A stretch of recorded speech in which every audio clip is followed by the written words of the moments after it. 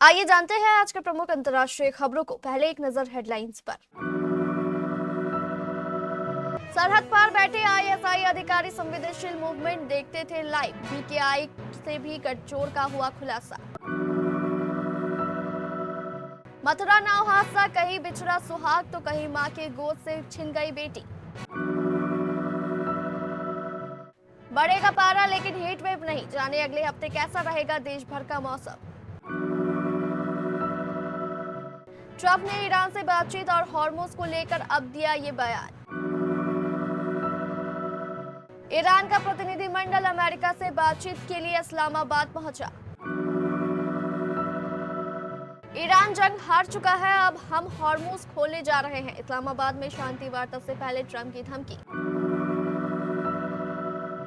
Israel Lebanon border पर 600 भारतीय सैनिक तैनात, संपर्क में इंडियन आर्मी। ना तो बच्चन और ना धर्मेंद्र, कौन देखने आएगा।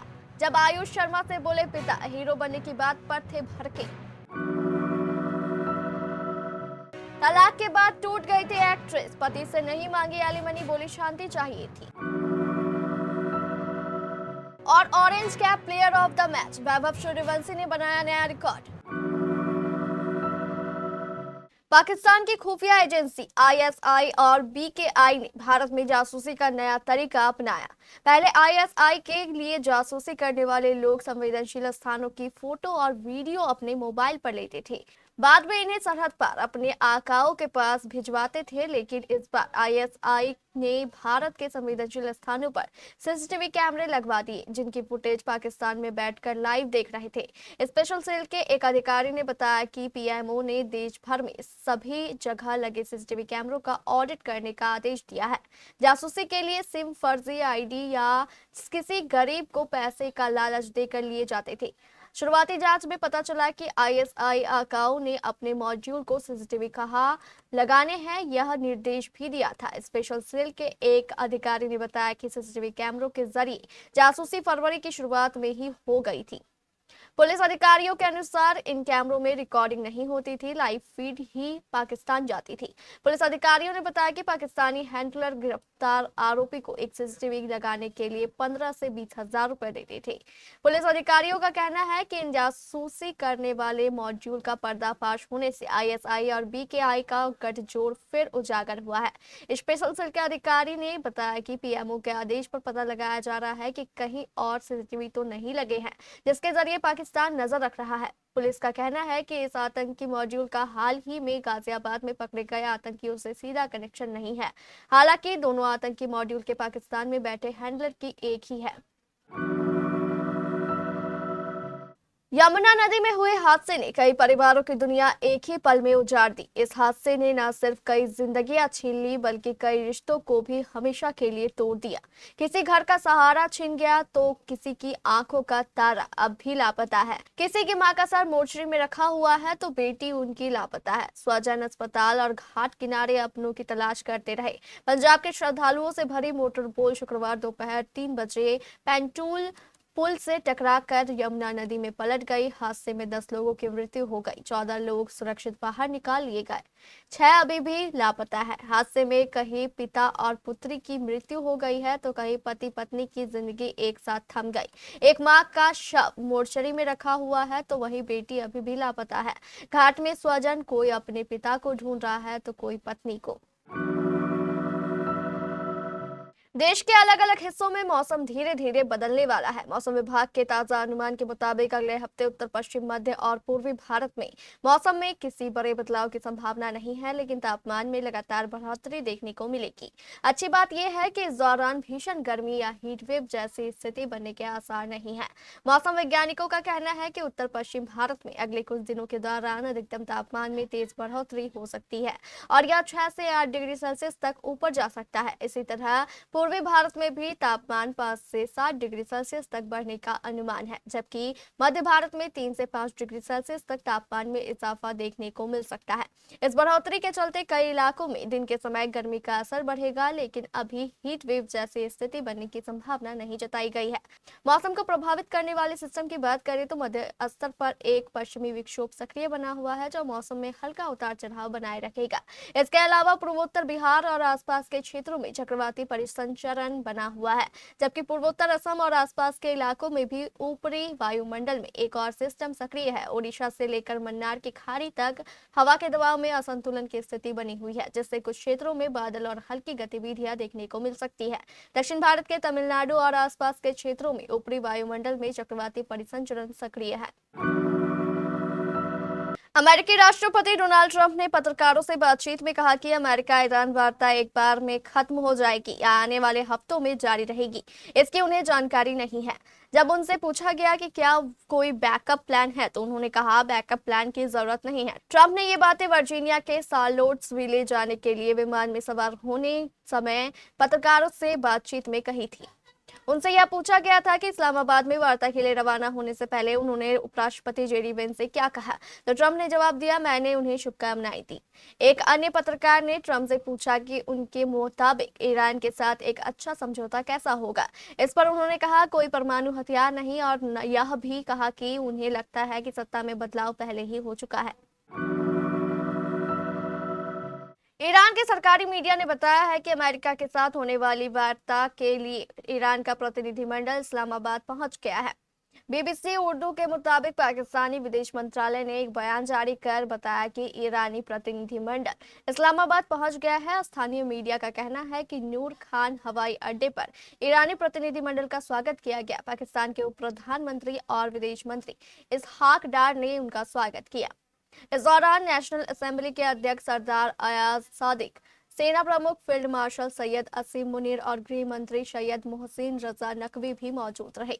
ईरान के सरकारी टीवी के टेलीग्राम चैनल के मुताबिक इस प्रतिनिधिमंडल का नेतृत्व ईरानी संसद के स्पीकर मोहम्मद बगर खलीफाब कर रहे थे। इस्लामाबाद में शनिवार को होने वाली अमेरिका और ईरान की ऐतिहासिक बातचीत से पहले राष्ट्रपति डोनाल्ड ट्रंप ने कड़े तेवर दिखाए हैं। ट्रंप ने साफ कहा है कि वह किसी भी कीमत पर स्ट्रेट ऑफ हॉर्मुज को बंद नहीं होने देंगे। उन्होंने इसे अंतर्राष्ट्रीय जल क्षेत्र बताते हुए चेतावनी दी कि वहां किसी की मनमानी नहीं चलने दी जाएगी। उन्होंने जोर देकर कहा कि ईरान सैन्य रूप से जंग हार चुका है और अब हमारा मकसद इस समुद्री रास्ते को पूरी तरह खोलना है। पाकिस्तान के प्रधानमंत्री शहबाज शरीफ ने इस मुलाकात की अहमियत को दुनिया के सामने रखते हुए इसे मेक और ब्रेक वाली स्थिति बताया है। उनके मुताबिक यह वार्ता अस्थायी युद्ध विराम की दिशा में आखिरी और सबसे बड़ा मौका है। पूरे मिडिल ईस्ट की शांति इस बैठक के नतीजों पर टिकी है। पाकिस्तान इस महावार्ता की मेजबानी कर रहा है और उसकी कोशिश है कि लंबे समय से चल रहे इस तनाव का कोई पक्का समाधान निकले। इजराइल के अटैक में लेबनान में हुई सिविलियंस की मौत पर भारत ने चिंता जताई है। यूनिफिल यानी United Nations interim force in Lebanon के तहत भारतीय सेना का एक इन्फेंट्री बटालियन ग्रुप भी ब्लू लाइन में तैनात है। इसमें करीब 600 भारतीय सैनिक हैं। भारतीय सेना यहां तैनात भारतीय सैनिकों के लगातार संपर्क में है और हालात पर लगातार नजर बनाए हुए है। इजराइल और लेबनान के बीच के एरिया को ब्लू लाइन के नाम से जाना जाता है। ब्लू लाइन की कुल लंबाई 120 किलोमीटर है। ये एक बफर जोन है जहां यूएन फोर्स तैनात है, जो पीस कीपिंग फोर्स है। ब्लू लाइन पर यूनिफिल के तहत भारत सहित दुनिया के 50 देशों की सेना के 10,000 से ज्यादा सैनिक तैनात है। सूत्रों के मुताबिक हालात की गंभीरता को देखते हुए यूनिफिल के तहत तैनात भारतीय सैनिक और दूसरे देशों के पीस कीपर्स टेक्निकल एक्शन की तरह मूवमेंट कर रहे हैं। सलमान खान के बहनोई और एक्टर आयुष शर्मा ने हाल ही में एक इंटरव्यू में खुलासा किया कि कैसे उनके पापा उनके एक्टर बनने के खिलाफ हो गए थे। आयुष ने साल 2018 में फिल्म लव यात्री से एक्टिंग डेब्यू किया था और पिछली बार 2021 में आई फिल्म अंतिम द फाइनल ट्रूथ में नजर आए थे। आयुष शर्मा मुंबई के जय हिंद कॉलेज से अपनी पढ़ाई BM एस की पढ़ाई करने आई थी। उस दौरान वह बांद्रा में एक अपार्टमेंट में किराए पर रहते थे और पिता को मनाने की कोशिश कर रहे थे कि वह उन्हें एक कार दिला दे, लेकिन एक्टर की ख्वाब अटेंडेंस ने सारा खेल बिगाड़ दिया।